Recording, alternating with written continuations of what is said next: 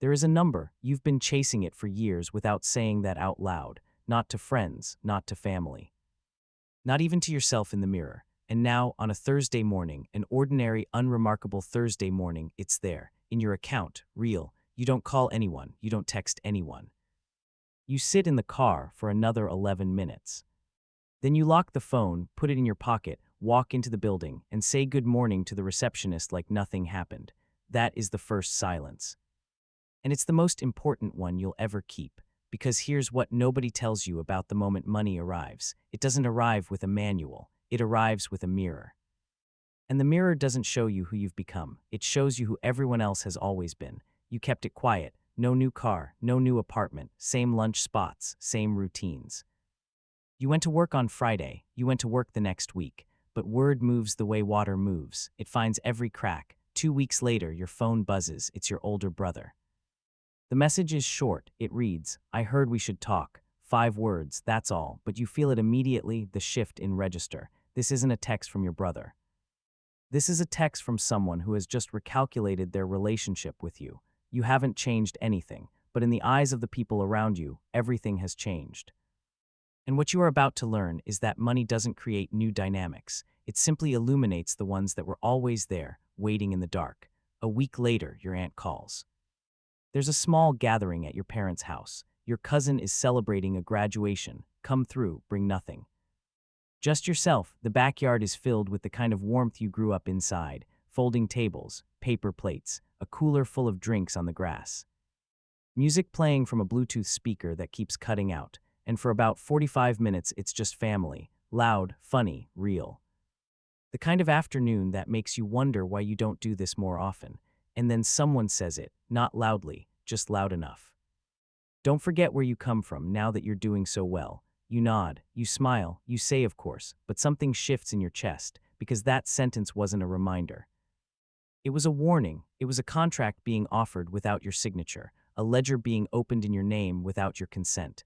You drive home alone that night. The city is quiet. You sit with the question that now lives in your chest. How do you love people who have turned your good fortune into their grievance? 3 weeks pass. Your brother calls.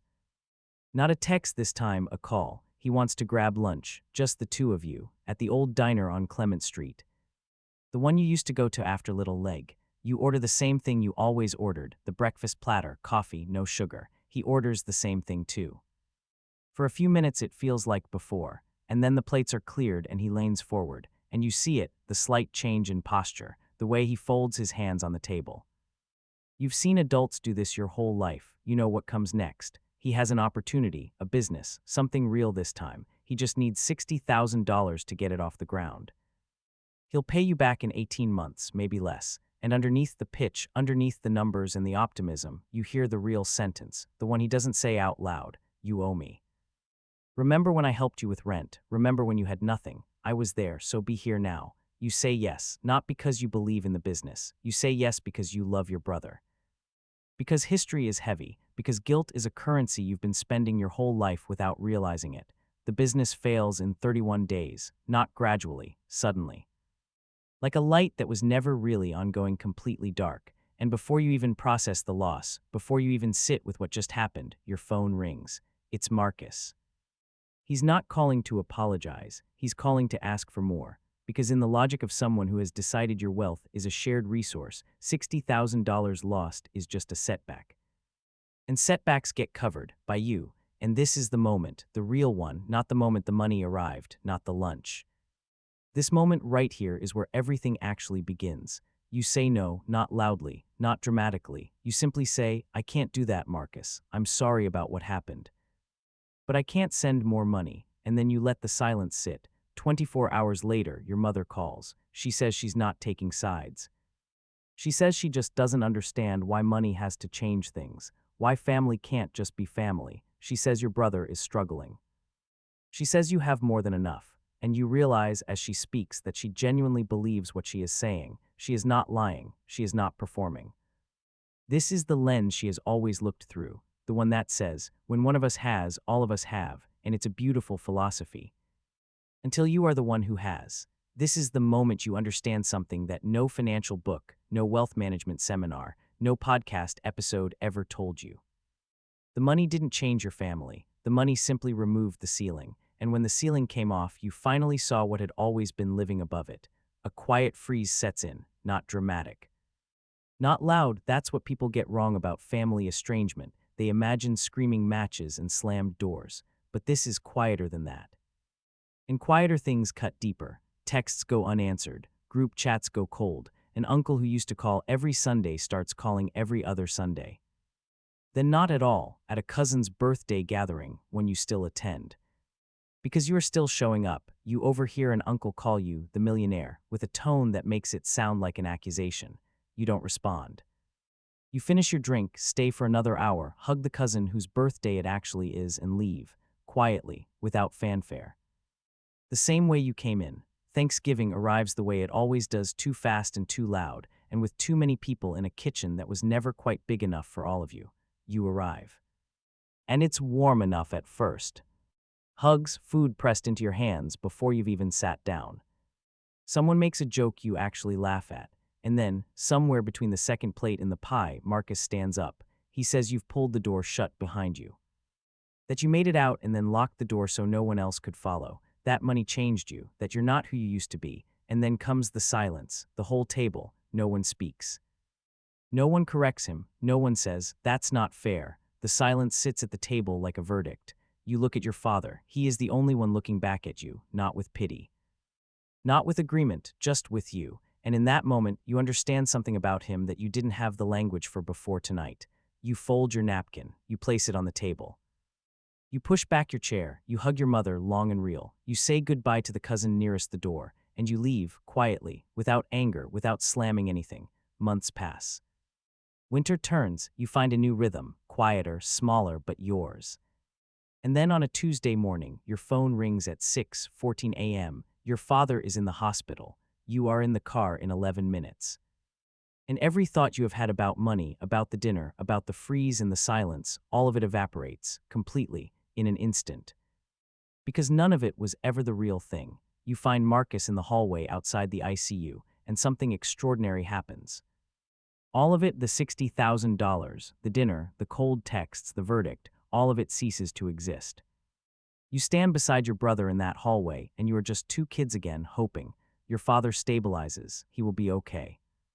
And when you are allowed in, just you, alone, he looks smaller in the hospital bed than you have ever seen him look, and yet somehow more present, more himself. He speaks slowly. He says there's something he should have told you years ago. 9 years ago.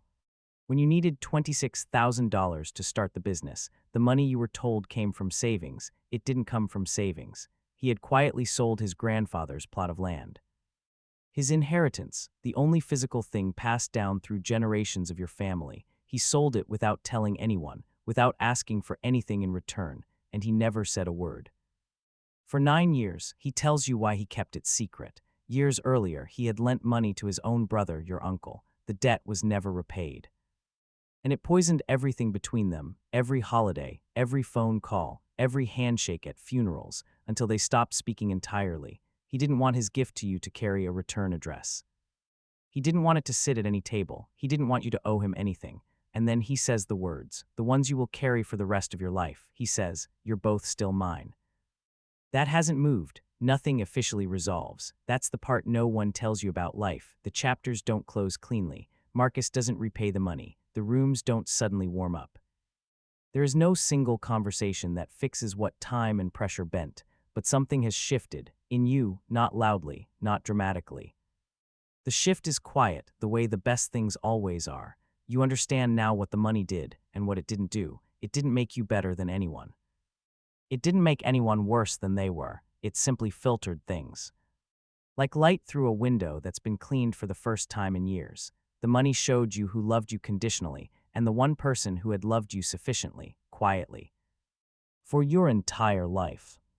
Without keeping score, without expecting return, without ever once sitting the gift at the table. On a Saturday morning in April, you drive to your father's house, not because you have to. Not because someone called, because you want to. Your father is in the driveway. An old car, the family car, the one he has driven for 15 years, sits with the hood up. He is leaning over it, doing what he always does, fixing things quietly, making them work a little longer. You don't say anything about the hospital. You don't say anything about the money or the dinner or the freeze or any of it. You just walk over, roll up your sleeves, and ask him what he needs, and you spend the morning there. In the driveway, handing him tools, listening to him talk about things that have nothing to do with money, the neighbor's new fence, a game from last week.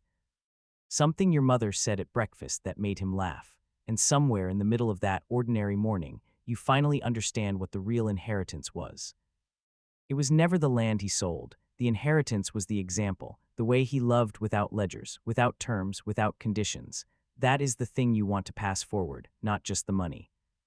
Not just the strategy or the portfolio or the number in the account, but the quality of the love behind it, the love that has no return address. The money arrived on a Thursday, quietly. And the lesson it came with took much longer, but it arrived too, quietly, the way the best things always do.